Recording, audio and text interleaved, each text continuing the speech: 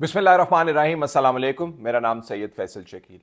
पाकिस्तान के chief of army staff या army chief या सिपा सलार के हवाले से तनकीद जो है कोई नई बात नहीं है। ये कभी शेरवानी वाले आर्मी चीफ्स के खिलाफ तनकीद हुई, कभी बावर्दी आर्मी चीफ्स के खिलाफ हुई, लेकिन हाल ही में general Asim Munir chief of army staff उनकी एक तकरीर के ऊपर ना सिर्फ मुल्क में तनकीद जो है उसका सिलसिला जारी है, बल्कि मुल्क के बाहर भी आग लगी हुई है।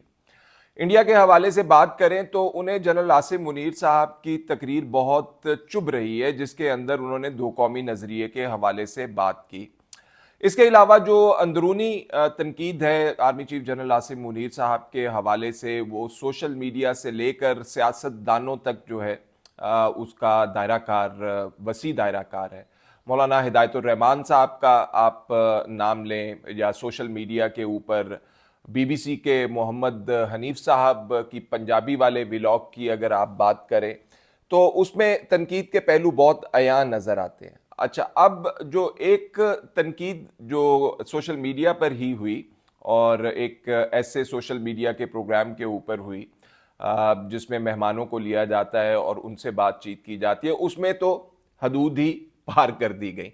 तो मैं बारी बारी आपको इनका हाल कुछ सुनाना चाहता हूं और फिर एक कमेंट है। इंडिया के हवाले से जो तनकीद जारी है उसमें तो चंद पहलू जो हैं वो बहुत ज़्यादा अयां हैं। उनमें सबसे पहले तो बलूचिस्तान वाले मामले के ऊपर बहुत ज़्यादा तकलीफ़ है, जिसमें कहा गया है कि अब आपको मालूम है कि बलूचिस्तान में जो बलूचिस्तान लिबरेशन आर्मी के हवाले से हमारी हुकूमत के मौक़िफ़ का कि वहाँ से इंडिया से जो है फंडिंग होती है, ईरान से जो है मदद होती है, ये तमाम पहलू जो हैं पहले डिस्कस हो चुके हैं। और जो आर्मी चीफ साहब ने कहा कि 1.3 मिलियन फिगर है इंडियन आर्मी का, अगर वो हमें कभी जो है इंटिमिडेट नहीं कर सकी, कभी डरा नहीं सकी, तो ये जो बलूचिस्तान में 1500 अफराद हैं ये हमारा क्या बिगाड़ लेंगे। और साथ साथ दो कौमी नज़रिए की बात की उन्होंने। तो इसके ऊपर बहुत ज़्यादा उबाल है इंडियन मीडिया के अंदर, और कुछ सोशल मीडिया के ऊपर या मीडिया के अंदर एक टेंडेंसी होती है कि लोगों को सौदा बेचना भी होता है। तो वो जनरल आसिम मुनीर साहब की तकरीर जो है वो बिक रही है और धड़ाधड़ बिक रही है। तो जो मोहम्मद हनीफ साहब ने तनकीद की है उसके अंदर भी बलूचिस्तान के हवाले से जो आसिम मुनीर साहब ने बात की वो पहलू या अंसर मौजूद है, जिसमें उन्होंने कहा कि जी नस्लों वाली मामलात अगर आपने जिक्र किया है या छेड़ा है तो उसमें तो ढाका के अंदर भी एक फौजी ने तकरीर की थी इस तरह की, और उस तरह का नतीजा कोई निकल नहीं सका। तो जो तनकीद जनरल आसिम मुनीर साहब के ऊपर हो रही है वो अगर आप उसका कंपैरिजन करें जनरल परवेज मुशर्रफ या ज़ियाउल हक या दीगर आर्मी के चीफ्स हैं, तो वो मुझे लगता है कि एकदम से जनरल आसिम मुनीर साहब के पब्लिक में आ जाने से ज़्यादा उसका वॉल्यूम या हुजम जो है वो बढ़ गया है।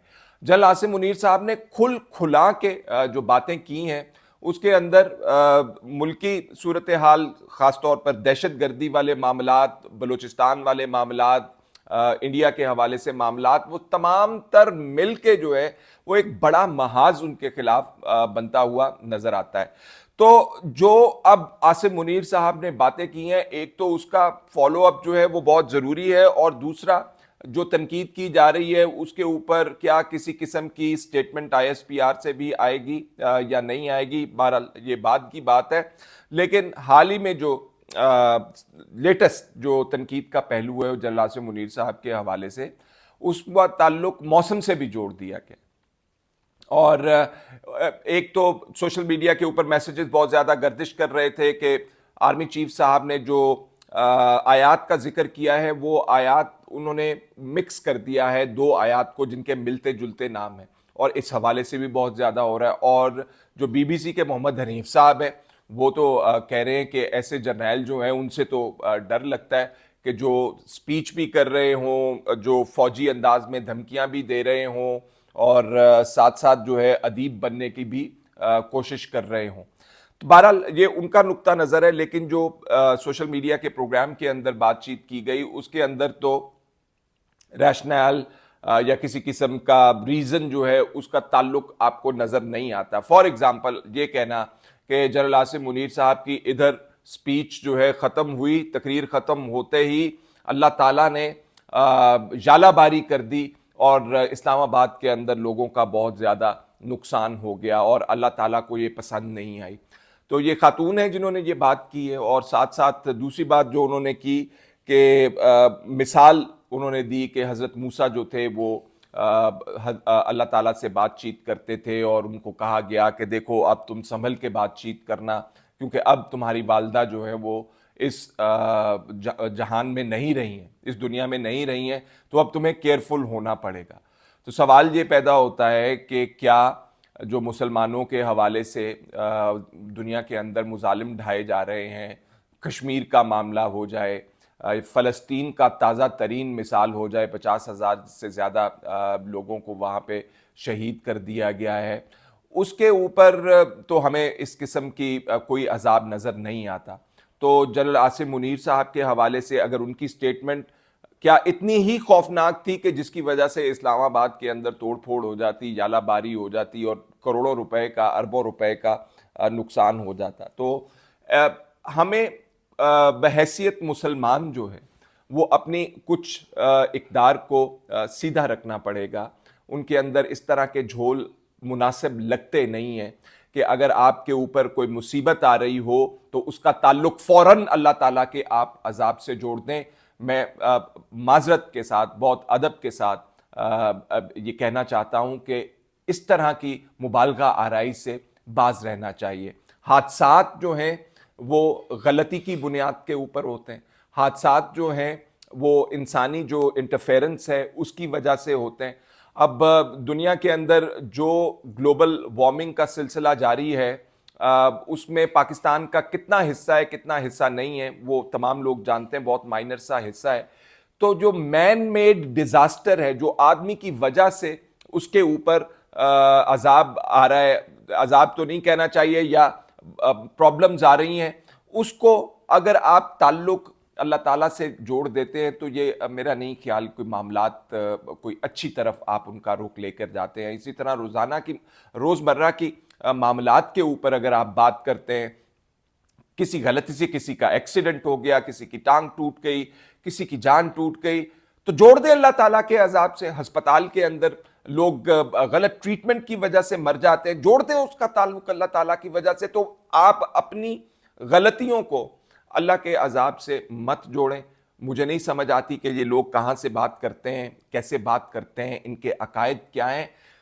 جہالت جو ہے اس میں زیادہ ریفلیکٹ نہ ہوتی ہوئی نظر آتی ہے. باقی جو تنقید ہے اس کے سیاسی پہلو موجود ہیں. پاکستان کے اندر آرمی چیفز کے حوالے سے یا اس نظام کے حوالے سے، ہائیبرڈ نظام کے حوالے سے تو خود حکومت تسلیم کر رہی ہے. اور جنرل عاصم منیر صاحب کا جو رول ہے ایس آئی ایف سی کے حوالے سے، اسپیشل انویسٹمنٹ فیسیلیٹیشن کاؤنسل کے حوالے سے، اب وہ ڈھکا چکا نہیں رہ چکا.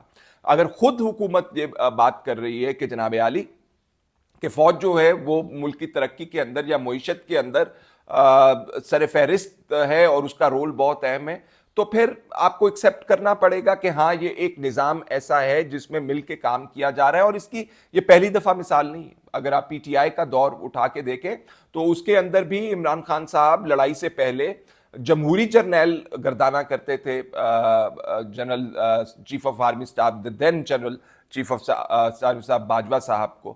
تو اب جو ہے وہ نظام جو ہے بالکل ایک ہائیبرڈ نظام ہے اور اس میں تنقید کے پہلو، بہت سارے پہلو جو ہیں وہ شامل ہو چکے ہیں. وہ سندھ کے اندر اگر نہروں کا معاملہ ہو جو کہ بہت زیادہ پیچیدہ ہو گیا ہے، اس کے حوالے سے بھی میں آپ کو اپڈیٹ کروں گا. پانی کا مسئلہ ہو، اس کی بھی انڈائریکٹلی تنقید جاری ہے. بلوچستان کے اندر مسائل ہوں، اس کی بھی تنقید جو ہے وہ اسٹیبلشمنٹ اور فوج کو جو ہے سہنی پڑ رہی ہے. تو پاکستان کے سسٹم کے اندر شروع سے مسائل رہے ہیں، رول رہا ہے، لیکن بدقسمتی سے اس رول کے حوالے سے کوئی حتمی فیصلہ جو ہے وہ نہیں ہو سکا.